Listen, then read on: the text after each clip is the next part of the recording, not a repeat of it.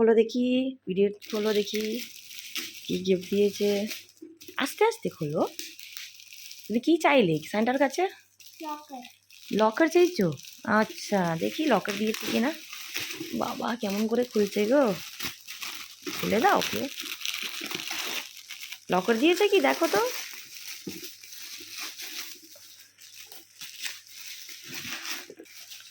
এই দেখি, বাহ বাবানের জন্য তো লকারই দিয়েছে।